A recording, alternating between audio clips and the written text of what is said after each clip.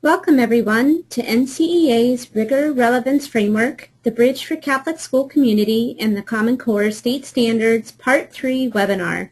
My name is Kate Reich and I am on hand to help with any technical questions about today's event. Before we begin, I do have some housekeeping matters to share with you. First, please know that all of your microphone connections with today's webinar have been muted. During the presentation, you may ask questions or provide comments for the presenter by using the chat and/or question functions located in the GoToWebinar panel on the right side of your screen. To use these functions, click on the chat or question bubble and then click into the blank box area and enter your question using your keyboard. Then click Send. We also invite you to post your questions on todaysmeet.com. I just sent out the URL if you would like to post your questions or comments in this way. The link is todaysmeet.com/RRFEB11. Second, the webinar presentation will run for 45 minutes, leaving some time at the end for the presenter to answer any questions that you provide. Third, you will be asked to complete a brief evaluation about this webinar later today, and your feedback is greatly appreciated. Lastly, this webinar is being recorded, and you will all receive a copy of the final recorded presentation, the presentation slides, as well as some resource documents that Sue has shared, which we will email to you once the recorded file is available. I'm very pleased to present Sue Nelson of the Archdiocese of Milwaukee. Sue is the Associate Superintendent for Curriculum, Instruction, and Assessment, and over the course of the past 3 years, she has presented extensively on the Common Core state standards among state, regional, and national audiences. We are very excited to learn more from Sue about designing assessments and grading using the framework and how this affects our Catholic schools. Please welcome Sue. Hello everyone, it's my pleasure to be with you. I was just saying to Kate earlier, I can't believe we're actually in the third of a series here and it's mid-February, but I guess here we are. So it's very nice to be with you again, and I would like to echo Kate's invitation to have you join us on today's meet. It is a wonderful way for me to be able to interact with you, and I certainly welcome that opportunity. So as I was looking at the feedback, and thank you to those of you who did fill out an evaluation after the first session, and there was two things that came up really. The first was a request to ask more questions during the session, so I certainly hope we can facilitate that. And the second was to embed the resources that I use in my PowerPoint directly into the presentation. So I want you to know that I did attempt to do that. It was working on my end and I thought we were good to go, but as it turns out, the links are not working. So Kate is taking care of that for us, and if you go on today's meet, there are also some links to some of the things that I'll be referencing, so I think that we'll be able to handle that, and I apologize for the inconvenience for that. So why don't we get started as we did at the last seminar, just getting a sense of who we have with us today. The first question, did you participate in parts 1 or 2 of the webinar series? And then, are you currently a classroom teacher or an administrator?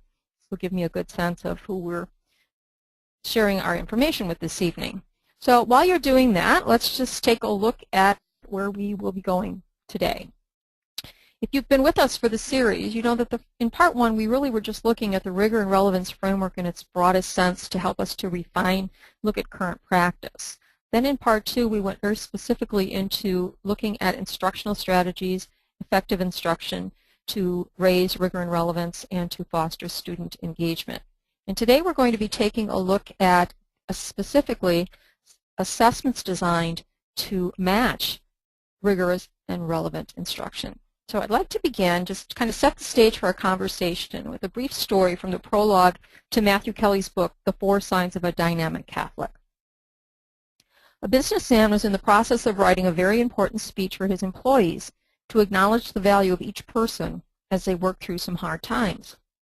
The morning of the meeting, his wife asked him to watch their 7-year-old son for a few hours. He really needed time to write his speech, but wisely agreed. She had been gone only 10 minutes when the child appeared at the door of the study announcing that he was bored. Desperate to keep the child busy, he eventually found a large, brightly colored map of the world in a magazine. He cut the picture into 12 pieces and scattered them on the floor, announcing, "Son, If you can put this map of the world back together, I will give you $20. He knew his son would be motivated because he needed $20 to buy a toy he really wanted. Figuring he had bought himself a few hours, he went to work on the speech.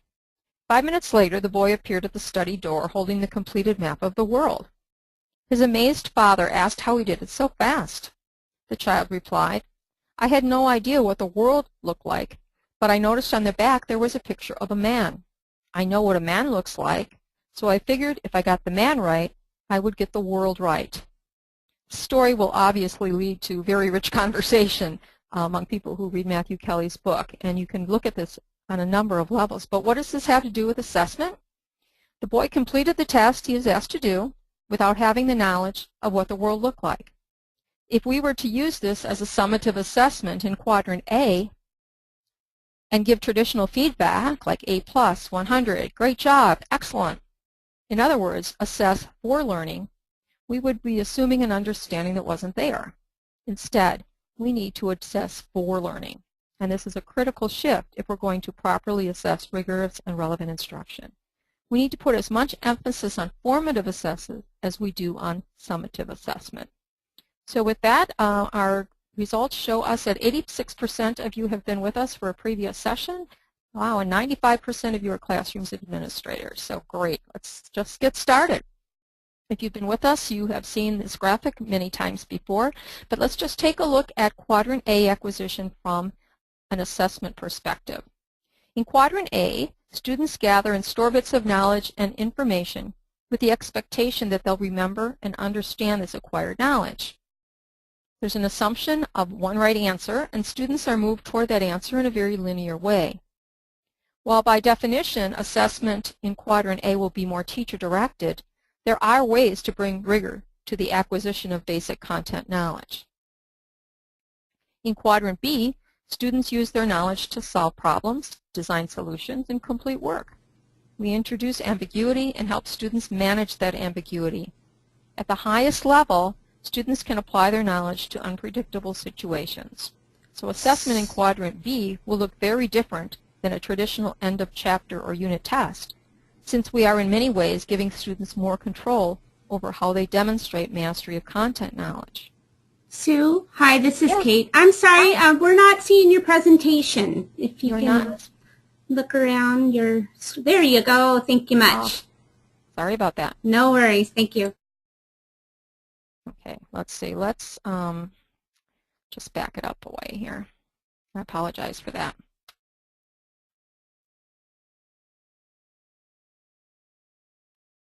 All right, so this was the graphic for Quadrant A. This is where we're looking for very basic acquisition of knowledge, and our conversation today will relate to how we can bring rigor to that endeavor. Quadrant B, this is the application of what we learn, and it implies much higher levels of thinking and much greater depth of understanding. And then we move to Quadrant C, which is assimilation. In Quadrant C, students not only use their knowledge automatically, but can analyze and solve problems and create unique solutions.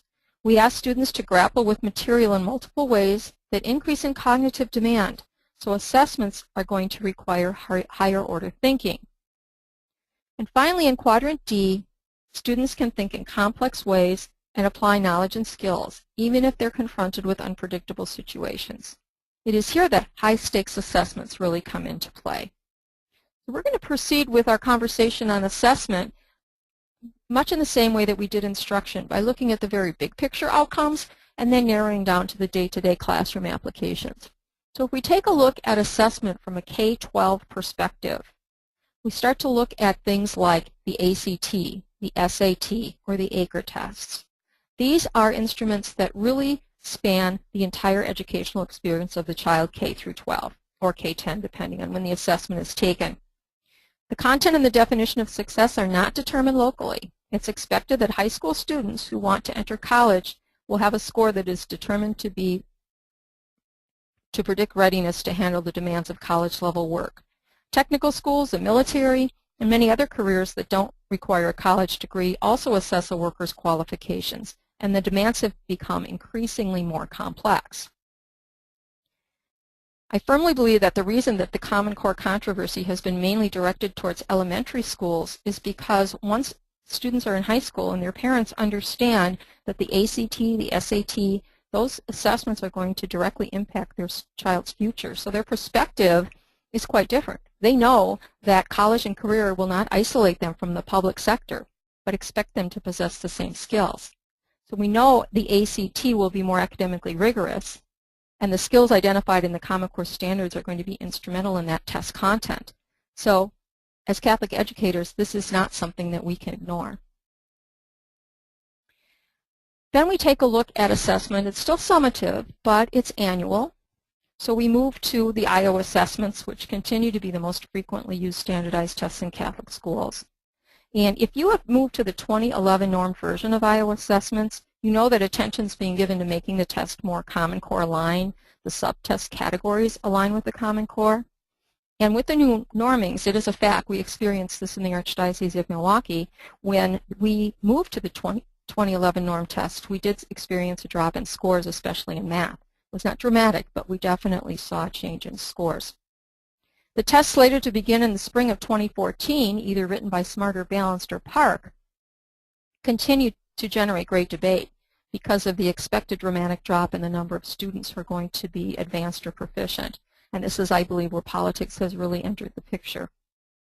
A final exam is summative if it measures course outcomes for curriculum at the high school level. The disadvantage with final exams is they're not all created equal.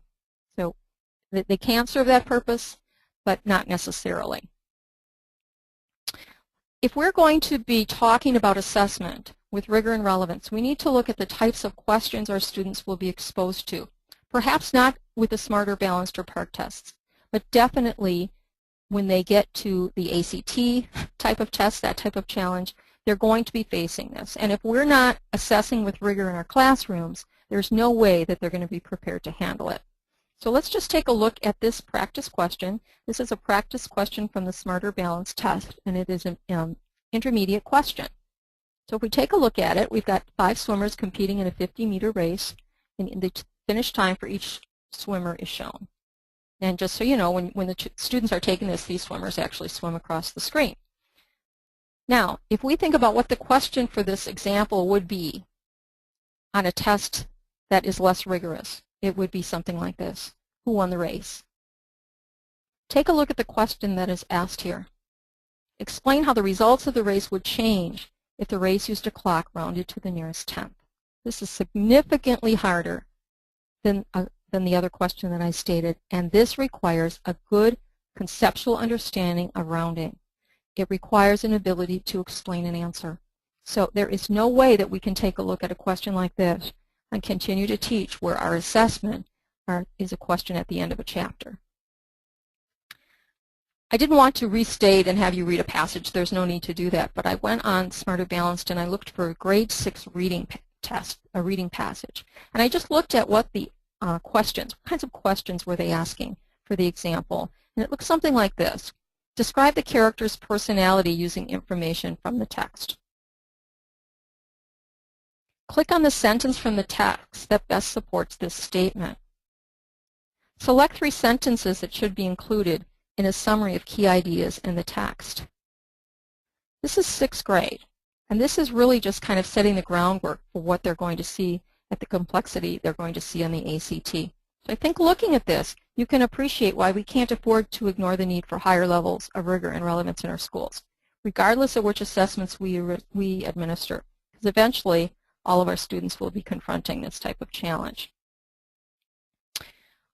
If you have not gone onto the Smarter Balanced website or Park and gone through a practice test, I really suggest that you do. It is very interesting. I think you will be floored at the level of complexity. I did the 8th grade math test, and that was not an easy experience, to say the least. And one of my coworkers went in and looked at a 4th grade reading and could hardly believe the complexity of that test. So I think that you really need to see examples, if you haven't already. But what are we talking about?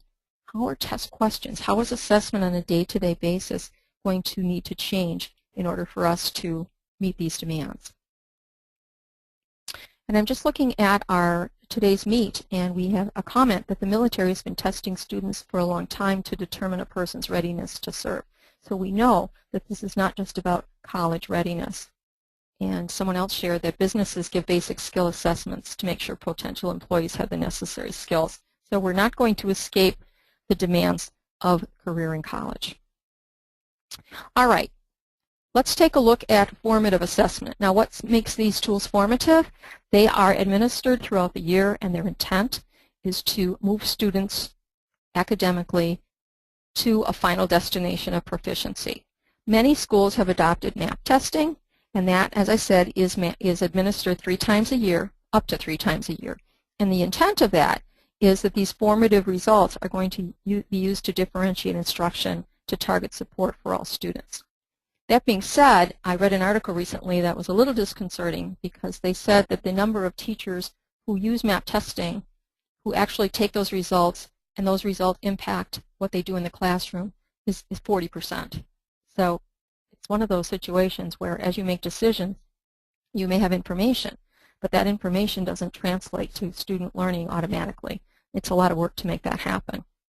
You may be familiar with ACT Aspire. This is going to be new in 2014. It's significant in that it is a lot like MAP testing.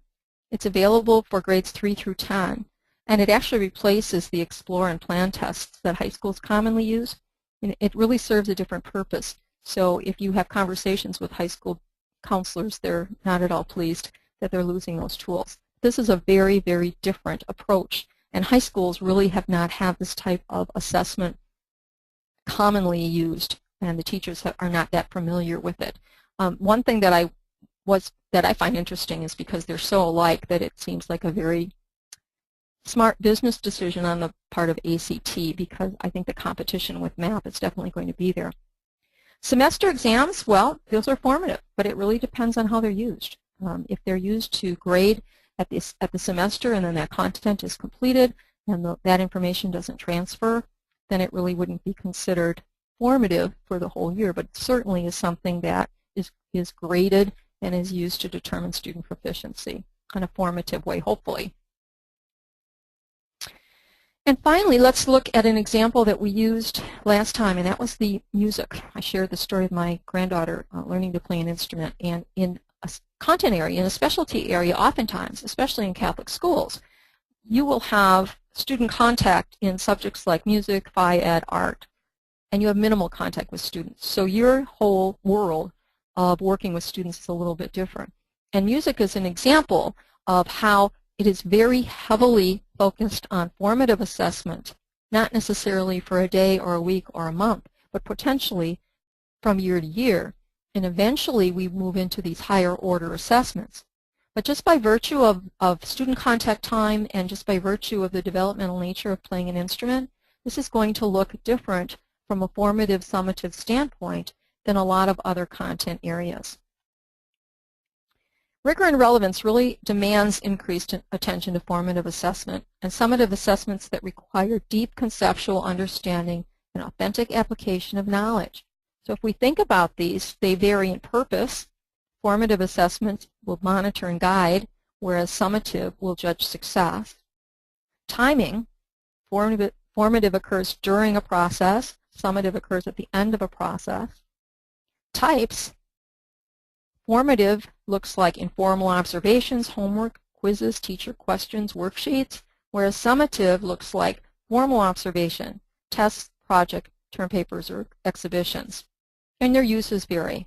Formative assessment is used to improve and inform, and summative is used to judge quality, grade, rank, promote.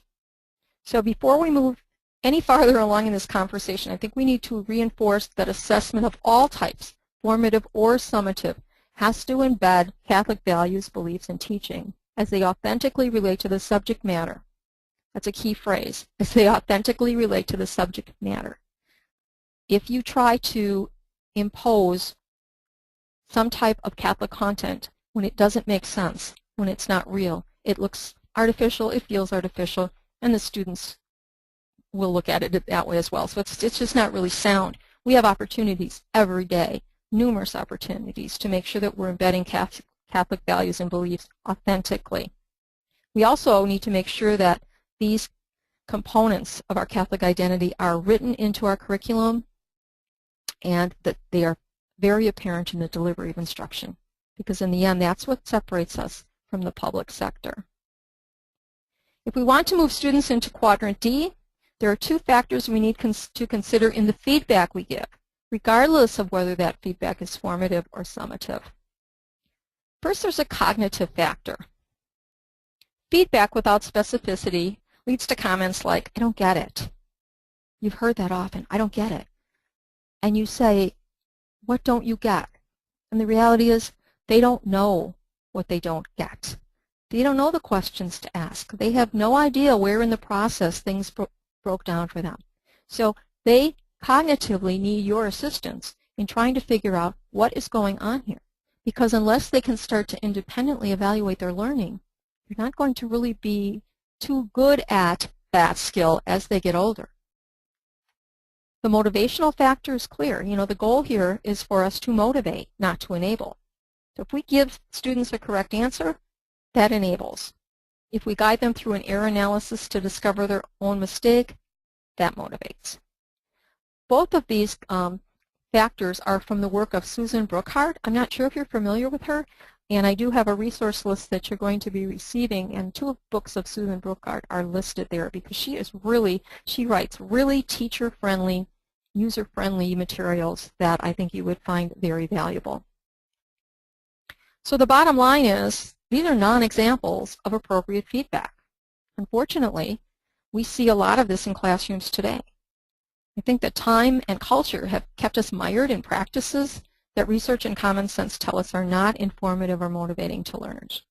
I was laughing, I shared at the last session that I see that 97%, and I'll tell you, when I got that easy grader, we'll see how many of you have been around long enough to know what an easy grader is, but that easy grader, man, that was high tech. That was a little slide rule type thing where you would put the you could look at the number of questions on the test or the homework, and then you could slide it and it would give you the percentages for 1 wrong, 2 wrong, 3 wrong. Well, you know, that was the culture we were in, and unfortunately that is still very predominant. Then what we can say, if you say to students nice work without defining what makes it nice, if you're making a judgment that they're not putting forth effort, that is a tricky one, isn't it? Well, every student shows effort in a different way. And you could have a student who spent 2 hours trying to do your assignment, and they come in with an incomplete, and if they see a comment that says you need to show more effort, it's done. They're gone. You need more examples in your report? A little better, because it's somewhat informational, but can we assume that the students are going to know exactly what that means, what appropriate examples are? And finally, follow directions. I think sometimes we just decide that if they haven't done the assignment the way we wanted to, it's because they didn't follow directions. And you know, that might be true in some cases, but I doubt if it's as prevalent as we seem to think. So we need to really take a look at our practices, and this is a conversation that you need to have, not just with yourself, obviously, but your whole school needs to start taking a look at this. We also need to remember that parents like 97. Parents like B+. It's what they're used to. A parent will tell you, I want you to give percentage grades or letter grades because they're not subjective. And I would propose they're incredibly subjective. So we have a lot of education to do with our parents, and we can't assume that they're just going to be very happy and accepting when we start changing how we assess without some type of education. You may be familiar with Robert Marzano. If you're not, he is also referenced on our resource list, and I know from previous chatter on today's meet that he is going to be at the NCEA convention, and I believe there is a book study that has just started with using one of his books that you could still tap into, so that might be something you'd be interested in. But basically, Marzano's research showed an effect size between 0.4 and 0.7, an increase from 0.4 to 0.7, which is equivalent to a student going from the 50th to the 65th percentile when formative assessment is used efficiently and effectively. That is amazing. And when you read any of Marzano's work, if you haven't, you have to look at it this way. He presents the statistical piece, the research first, then he really gets into where you can sink your teeth into what it all means. So if you start to read him and you think, oh my goodness, really? This guy's really too too nerdy for me, too many statistics. Stick with it because he's excellent. A problem? The meaning of formative assessment can be misunderstood. A formative assessment is not giving a different type of test in its classroom. So if you say, well, my formative assessment is I give quizzes before I give the unit test, that's not formative. This is why we need to spend as much time planning formative assessment as we do summative assessment. So I'm seeing some easy grader stories sharing going on here, which is which is really good. And someone really commented, trying to define effort is difficult. What does it look like? That is so true. I know when I first started in this position 10 years ago, we had moved to a standards-based report card, and it was this huge debate about what to include in grades. And we took effort off of, in our report card, we moved effort completely away from the grades of the academics and put it into learner behaviors. And it was a huge debate and not well received. But when you really started to drill down is, why do we want effort right there with our achievement grade? Most of the time teachers would say they wanted to recognize effort even if the student had a poor grade. Or if a student had an A but they just never did their homework, then we're going to give them a D in effort. Well, think about what we're saying. We might be saying we're sending a message to my homework, but in essence I think we're saying I don't need to do your homework and I can still get an A, so maybe we should be talking about the homework. So it's just an interesting conversation, to say the least. So we're going to move specifically now into different types of assessment matches to the various quadrants. So let's start with quadrant A, which is acquisition, and it is typically thought to be about memorizing information. So that's how we get students who know their multiplication tables, but they have no idea what it means to multiply. Or they can read anything you give to them, no idea what they read. So we can't compartmentalize acquisition that way. There are ways that we can take the acquisition of basic knowledge and make it more rigorous. One way we can do that is to take what we're asking students to learn and design assessments that ask them to organize it. So graphic organizers in quadrant A would be a perfect match for formative assessment. For example, when students are memorizing addition facts, they can categorize them or organize them as +1s or doubles. Learning symbols for the elements on the periodic table is a great example to me, because if you look at a periodic table, all the elements are already color-coded. They're a solid, they're a liquid, they're a gas, they're a synthetic, and there are all these different color codings on a periodic table. So that organizes information for students. That's a visual way to represent elements that's already embedded into the periodic table. We need to provide some of those things for students when they're looking at other areas that they need to acquire that basic knowledge. If you link knowledge to prior knowledge, well, that makes perfect sense. Now, we're not just talking about, well, tell me about a time when you were happy, and then we'll read a story about someone being happy. That's not what we mean. What we mean is, if I truly understand conceptually how to multiply, then learning to divide is much, much easier, because I can link the relationship between the two. And so the second makes much more sense. We definitely want to make sure we're engaging both long and short-term memory. And we do that by making sure that we don't memorize for the moment. We don't memorize for the test on Friday. We don't do basic skill timed sheets, and that's our assessment in isolation. And we just keep doing them until we can get 100% of them correct in a minute. And that then indicates success. That does not indicate success in learning how to multiply. It indicates success in being able to very quickly put down facts that I've memorized. Other things that work well here would be non-linguistic representations. I was listening to 60 Minutes, I believe, that they were talking about doodling, and they were talking about the merits or whatever, is there merit to doodling? And they were talking about the fact that, yes, most definitely, doodling can help people process. People who are visual can process by doodling or by making non-linguistic representations. And I'm not talking about drawing a picture of a castle when you're talking about the periodic table.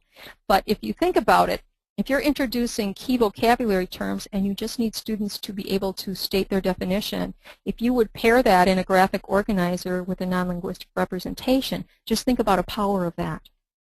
Other good uses in acquisition would be mnemonic devices, and I'm almost afraid to bring this up because we kind of got caught up last session in having fun with our favorite mnemonic devices. So if you have one that seriously you still remember to this day and you'd love to share it, please do. But I'm not going to let myself get distracted to that because I really did. We had some fun with it, but you did stay on point here.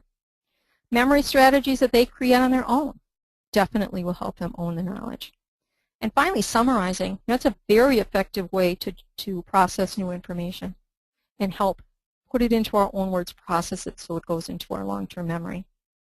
You'll notice in everything we're talking about here, the goal is not to generate grades, but we're setting the stage for application in Quadrant B.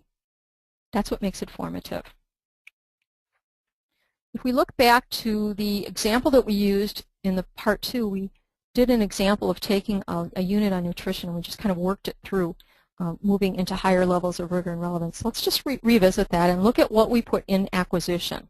In Quadrant A, we have 3 activities that started moving us up the rigor taxonomy. And the assessment match in Quadrant A can be very straightforward, but even if you look up Quadrant A, you can see how some rigor starts to be introduced. So if I'm going to label food groups, this can be done by a sorting activity. It can be done by a worksheet. It's very straightforward, low rigor, but it will serve the purpose. It will show us that students can categorize food by food groups. If we are explaining the nutritional value of individual foods, it's going to change things just a bit. Now we're probably going to need some type of short answer. We're going to have students explaining themselves in greater detail. It's a little more rigorous, but when you get right down to it, it's still going to have a right and wrong answer.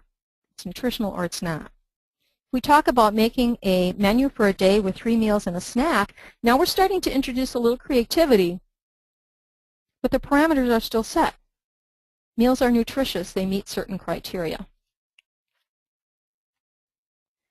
Quadrant B, application. When we're planning assessments for Quadrant B, we need to consider 4 things. First is the obvious. Students are going to be more engaged if they're solving interesting problems. Providing opportunities for distributed practice means we revisit what we've learned in increasingly relevant ways. It's not sufficient to know something in the short term. It will come up again and again. And I think as teachers, we're good at providing practice. I'm not sure how much attention we pay to providing time for reflection. And finally, we need to model thinking strategies. This is where all of the research that's done on strategies and thinking strategies like compare and contrast, cause and effect, classify, inductive and deductive reasoning, error analysis, evaluation of results, this is where all of that really comes into play. And it's not just a matter of telling students, you know, you can compare and contrast. It's helping them know, when is it appropriate to compare and contrast? Is this the best thinking strategy matched to what we're doing? All of this needs practice. So if I am working with students who are struggling and I want them to move into higher order thinking and I want them to use these thinking strategies, I might consider separating instruction on the strategy from the content. So think about this. If I have some difficult content and I say to a student, okay, now we are going to use inductive or deductive reasoning, for example. That's pretty heavy lifting. So what you might want to do is think about ways that you can introduce thinking strategies separate from content. So for example, what if you came into class with a suitcase, and in the suitcase you had shorts, t-shirts, tennis balls, tennis racket, Sports Illustrated, iPod, aspirin, and said, describe the person who packed the suitcase. You're demonstrating a strategy, but you're keeping it totally separate from content, academic content. So now when you move into academic content and you need a student to use that strategy and you say, remember the strategy related to the suitcase, it'll click. And they'll be able to draw on what that strategy involves. So that's just something to keep in mind as we're working with strategies. The example that we had in our planning, in our unit planning for application, was make cost comparison of different foods considering nutritional value. Now the assessment associated with this could include the thinking skills of compare and contrast, evaluation, and potentially cause and effect. There's an element of choice here. Students will have a choice of the foods they'll consider, but the teacher is going to identify the required elements of the final project. So it's an application, but it's still a little more controlled. Quadrant C. This is a simulation. In planning for this quadrant, we should be mindful of really targeting the thinking processes and revising them over time. We want students to have the opportunity to demonstrate the ability to move to deeper conceptual understanding using thinking skills that they've integrated because they've practiced them. We need to help them identify which thinking skills are appropriate to a given situation. You know, there's a fine line sometimes. It's hard to distinguish at times the difference between application and assimilation, so I'd like to just give you an example. If we're studying the life cycle of plants, for instance, an application, very appropriate application would be that the students plant seeds, and then as those seeds are growing and going through, this plant is going through the life cycle, we would keep an observation journal. It's very, very legitimate application. In assimilation, what would that look like? What would move that up the scale of rigor? Well, the students would observe various plants growing in the classroom, various plants, and record the changes observed. They could discuss the patterns detected over time and make predictions about whether the same patterns will hold up with a different species of plant. Students would generate and test hypotheses to investigate whether the patterns they detected are true for just the plants they observed or for plants in general. They could move into a conversation about annuals and perennials. How does the life cycle of a plant vary? So they're combining facts, processes, and thinking skills, all the things that they learned from the unit, but they're learning something new. They have really expanded their use of that information. They've combined compare and contrast and evaluation and engaged in decision making. In our example, as we moved up the rigor taxonomy, we came up with about 3 different things that would keep us moving, and let's take a look at those. Assessments appropriate to Quadrant G would include having students create artifacts. That could be essays, it could be multimedia presentations, projects, some kind of physical model. It could be structuring guided practice and providing real-world tasks. So if we examine success in nutritional goals, this could be done through an essay or journal. Personal nutrition goals is certainly a real-world task. Appraising results of personal eating habits over time would involve the thinking strategies of cause and effect and evaluation. So I think you can see as we're moving, the assessment has to adapt to the level of rigor and relevance. And finally, Quadrant D. Quadrant D requires a certain degree of letting go and allows students to identify what the final product will be. We have to model how to detach what we learn in class to a real-world situation. We need to provide a real-world context, and most importantly, we need to give students space to find their own solutions. So think of writing. We tend to have students write for grades. The teacher is the audience. In Quadrant D, you would have students writing for a purpose, possibly for publication. This is where the shifts identified in the Common Core standards are really evident. If you're familiar with the 6-point holistic scoring matrix that they use in the ACT, you know that you cannot get a 6 without having something important to say. You can't get away with proper grammar, good spelling. Those will not get you to a 6. So we really need to be thinking about that. While in Quadrant D, we can frame the parameters of the project or presentation, but students are creating understanding and solutions of their own. This can be hard. By nature, we want to jump in if students struggle. Think about the research on teachers and wait time. We don't do that well. We don't like to see students struggle. So this is really something that takes some control on our part and helps us redefine our role with the students. We have to give them space to find their own solution. It's interesting, I was at a conference on Friday and they were talking about, Dr. Robin Jackson was the keynote, and she was saying that when students are interviewed and asked to rate their teachers, a recurring theme is they say teachers talk too much and students can't talk at all. Just food for thought. In our examples, in Quadrant D, developing a nutritional plan for a person with a health problem affected by food intake is certainly a real-world problem, but it does have certain constraints.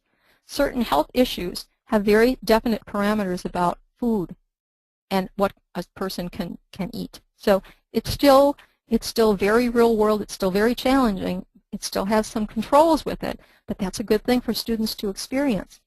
Devising a sound nutritional plan for 3-year-olds who are picky eaters involves multiple layers of research, decision-making, and it really does allow for a variety of solutions. Both require the use of multiple data sources and require the ability to make predictions based on hypotheses. Our job in all of this in Quadrant D is to offer the students space, offer support without providing solutions, and define the skills students will need to demonstrate while accepting some ambiguity in the process. There will be many formative stops along the way, but the grade will be on their ability to demonstrate proficiency in targeted skills. So a grade is the end result. That's a reality. But what we do as students move towards that grade is significant. If we make the steps along the way punitive, they act as roadblocks to student learning. It's a fact. There is an inherent tension between grading and formative assessment and feedback. There is no question about it. So the question is this: what implications does the focus on formative assessment have on homework and grading policies? I would say there are many applications. Practices like averaging grades, assigning zeros, depending on textbook-generated tests and quizzes, aren't compatible with supporting rigor and relevant instruction and assessment. It's just a fact. Changing our practice isn't easy, and it would require serious discussion at the school level, both with other teachers and with parents who expect traditional grades. Homework is another issue. It will look different, and parents will have questions. We must be mindful of how we educate parents when what we ask students to do looks different or requires more sophisticated thinking. As an example, I received a call during which a parent told me that their child was no longer going to be allowed to add in columns. And by the time I got done having this conversation, what was really happening was the children were in a Common Core, which was part of the issue, a math book that was aligned to the Common Core, and they were learning 3 different strategies that they could use in adding. What the parents saw as homework in a very disjointed way from the whole process didn't make sense. It just didn't make sense, and it was concerning. And the parent, I would guarantee you, was not able to help the child. So if you don't really think about how you're going to engage parents as you move toward more rigorous and relevant instruction and assessment, I will guarantee you will be in for some problems. So just a note, note to self, a word to the wise, whatever you want to call it. You have to make sure parents are with you. In our schools, and we haven't disavowed the Common Core. We are using it to guide our curriculum, and we're dealing with that. But the interesting thing is the schools where it is not an issue are the schools where the leaders and the teachers have been very proactive, and it's just not having the impact there in a negative way. So, truth of the matter is, students can learn without grades, but they cannot learn without formative assessment and constructive feedback. And Rick Wormley, and I have to laugh when I see that name because I've met him a number of times, and every time he starts his session he says, I am not Italian, it is in fact Wormley. He has some videos, and Kathy posted on the Today's Meet the link to his videos, or you can just Google him and go to YouTube. But he has wonderful videos, they're not long. He has one on formative and summative assessment that would be incredibly good. You could put it in at a faculty meeting. 10 minutes later, thank you, it's been posted again. 10 minutes later, you'd have everything you need to start having those critical conversations. So, and his books are very, very good as well.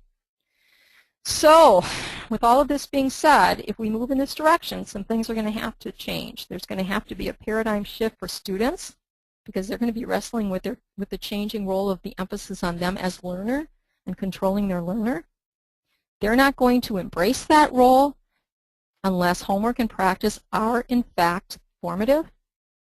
So if you as teachers don't really mean it and let the homework be practice and not punish them if they don't get things right the first time, there's no way any of this can happen. So the shifts here are great. And again, think about the parents in all of this. My child's doing homework, why aren't you grading homework? You need to have the answers to all of these things. And finally, students need to gauge their progress toward goals. They have to start doing that in kindergarten. They have to know all along the way where they are and how they can assess their own learning. Teachers need to change as well. We know how hard it is to relearn something once you've practiced it incorrectly, and we also know how hard it is to reteach something after students have done it incorrectly. So if we can adjust instruction before the errors take time to take hold, we'll save hours of reteaching. If you assign 4 word problems as homework in math, and the next day when they come into class you spend 30 minutes going over the word problems because the students had problems doing them, you have really effectively lost 2 class periods and who knows how many hours of home time for the child. So There's nothing about this that's going to make students terribly motivated to continue. And you will find, if you really plan your formative assessment, that you will have more time to teach. That will be time well spent. And obviously self-assessment is key to motivation.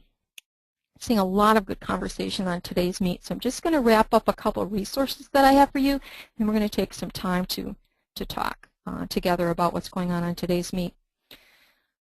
There are a couple things that I wanted to include for you, and as Kate said, you'll be getting those with the recording. First is a survey, and it is a survey that helps you as teachers determine where are you in all of this? What are your, in assessment, where are you? What are your practices? How would you rate yourself? What's really nice about this is there are accompanying student surveys. So you may have a perspective on assessment in your classroom, but you know, students might have some perspectives that don't match yours. So in order to see if there's a match between what you think is happening and how it's being received, there's a survey for students in grades 4-12, and there's a separate survey for students in grades 1-3. Obviously very different. It has smiley faces and frowns, those types of things. In kindergarten, there is not a specific kindergarten survey, but quite frankly, the way that kindergarten teachers teach and the way you assess with kindergartners is so formative just in its by nature that it would be interesting for a kindergarten teacher to look at the surveys. But the self-assessment, I think, would look very different for a kindergarten teacher than it would a middle school teacher, for instance. But I just wanted to provide that to you. I mentioned the assessments videos that are available. Rick Wormelli, and I think that would be a great thing for you to take a look at. And finally, I did include a resource list. What I did is rank them. I thought, okay, how would I want this resource list to look? So I thought, well, okay, if I have X number of dollars and I have to make a decision about what I'm going to buy, or if I'm buying books for my faculty library, what would be a priority? I just listed them, and this is totally my opinion, but I just listed them in order of, I would buy this first, I would buy this second, and so on. So, you know, really when you think about it, what we're all about, we have a long-standing tradition and commitment to academic excellence. It's rooted in faith-based mission of Catholic education. The academic excellence piece is also an expectation, and it needs to be tended to as well. So I am going to take a look here. There are just wonderful dialogues going on today's meet, so I hope a number of you are able to take a look at that. A lot of conversations about the idea of what, you know, formative assessment, summative assessment, what are the differences with those? Question, what if they meet the lesson objective after the second lesson? Are they penalized because they didn't learn it as quickly? Think about that. What is your time frame? This is one thing that just really I find difficult is when you, great English, when you start a unit and you pretty much have to know everything before it's taught to get an A. That's how we can often structure education. You don't have the luxury or the permission to get that 30%, followed by a 50%, followed by an 80%, followed by the aha moment. Because averaging grades inherently will make sure that you are penalized. You can, I don't know if some of you heard the example of the parachute packer. Who do you want to pack your parachute? It's a book by Ken O'Connor that's on the resource list, and it's really well done because it's probably the most straightforward. It's very easy read, a lot of good suggestions, but he talks about the fact that do you want the person who could pack the parachute perfectly at the end of the road, or do you want the person who could pack it marginally or just barely satisfactory throughout? I don't know, but if I'm jumping out of a plane, I'm thinking I'd want the person who can do it very well at the end. Okay. All right. I did want to share something with you. I did want to share something with you, and that is a quote from Father Joe Shimmick. Father Joe is a theologian and a civil lawyer in the Archdiocese of Milwaukee, and we, as many of you, have been dealing with some discontent around the Common Core in some quarters. And he wrote this letter to respond to that, and it is, in my mind, beautifully written, and I just want to share an excerpt of this for you. But on today's meet, we did share where you would be able to get the full text. Actually, on our website for the Archdiocese of Milwaukee, on the landing page, we have Common Core resources, and we posted the letters and the information, our Archbishop's statement and Father Joe's letter, and different things that we feel are reflective of our view of the Common Core, so that if people have questions, they can find it. But I just want to share this with you before we move into last-minute questions. We must remain both active and vigilant when it comes to public policy, asserting our legitimate independence and defending our Catholic identity. However, we cannot be so proud as to imagine that we have nothing whatsoever to learn from those with whom we may disagree on some matters. When it comes to the Common Core state standards as a whole, we are picking out whatever is valuable and leaving aside the rest. This is prudence, not compromise. Good Christians bring the light of Christ to all the pathways of his present life. This is why, down through the ages, the saints have never been extreme separatists. They've been good citizens, evangelists, and most importantly, fine teachers. So with that, I am going to open this up for questions. I would have to admit to you I haven't been tracking today's meet real well here as far as commenting on it, so I just would open this up to comments that Kathy might have, or let me just take a look at this.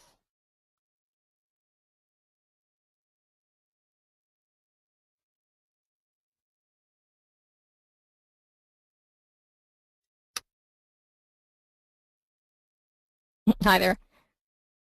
I'm noticing that the conversation on grading is generating a lot of comment on today's meet, and I would have to say that that is a critical thing for us to address, because as you look at all of these things, we just cannot have our grading practices consistent with, not consistent with rigor and relevance. Question that popped up here: what are some of the main criticisms of the Common Core standards? I think the main criticisms stem from a misunderstanding.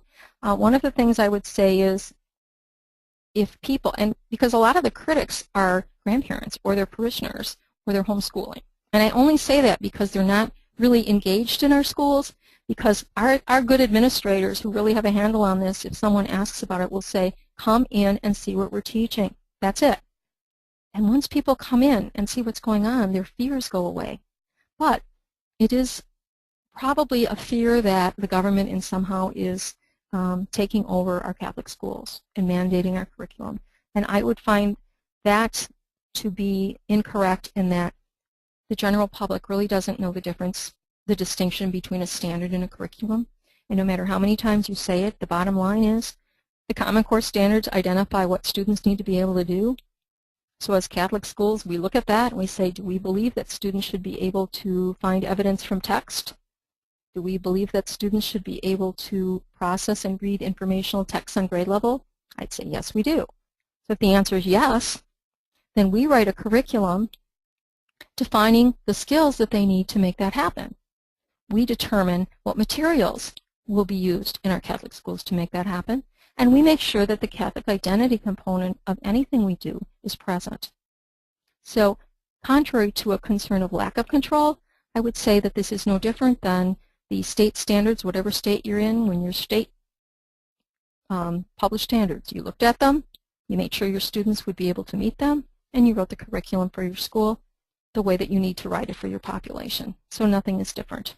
There have been misconceptions about when you look to the Common Core Standard website, there are some appendices in the English language arts, and those appendices are suggested books that would be at the correct level of text complexity. So there are those who have decided that those books are a required reading list, which they're not. So I've heard that. In math, there's a concern that this is just fuzzy math and you don't really need to know it. Your dumbing down the curriculum has come up, because, for instance, in kindergarten, you are going to focus on the numbers 1 to 20, and parents will say, but my child can count to 100. And just by that comment, you know that the whole concept of conceptual understanding is lacking. So that I have heard. A lot of the conversation now has gone to textbooks, kind of shifted from, I don't like the Common Core standards, because that argument has kind of been addressed and put to the side, at least in our archdiocese, because now we just have our curriculum posted. We say, here's what we're teaching.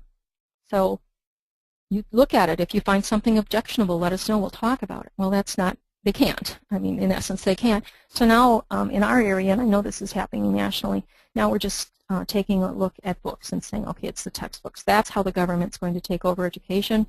We're going to control the textbooks.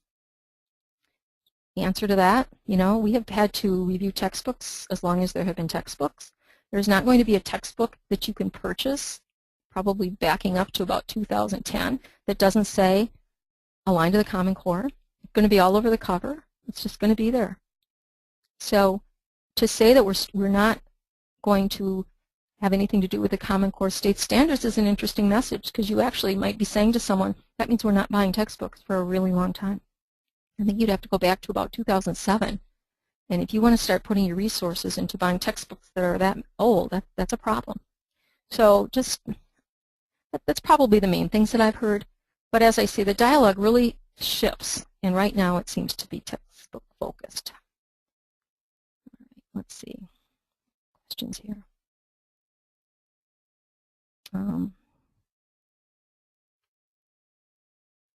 Another note, bad assessment is B+ or 97. Could you give some positive examples of written assessment comments? Certainly. Writing is probably a really good example. Math, you can find a lot of examples. Let's just take math. If you have a math problem and the student has arrived at an answer, you can mark it wrong. You can circle where the error is. You can identify, this is what you did wrong. There are all sorts of ways to help students move to knowing how that is correct, but an interesting thing to do would be to say, I'm looking at your work. Let's just look at it one step at a time. Check this part. This was your first step. Let's look at that. This was the second step. Let's look at that.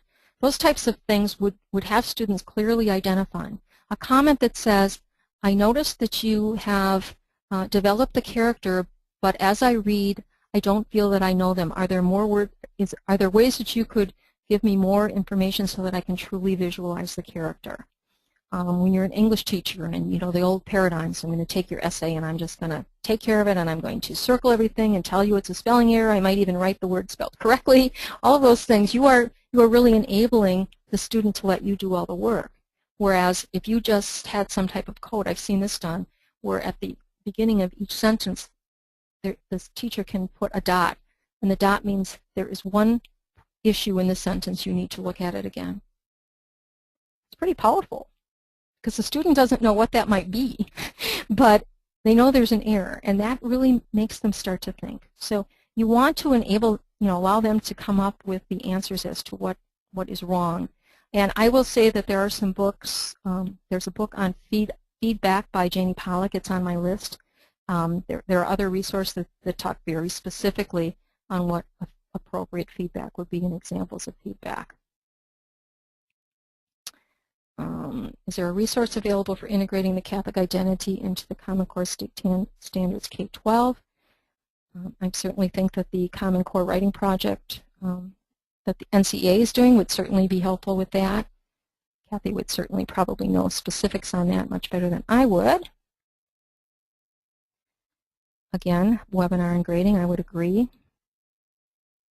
Oh, another comment, a text that says it's aligned to the Common Core doesn't mean a whole lot. I would agree wholeheartedly. I've talked to friends of mine in publishing, and quite frankly, a new cover, a couple lines in the teacher's manual can be determined by the company as aligned to the Common Core. So Common Core is more about the how than the what. I agree wholeheartedly.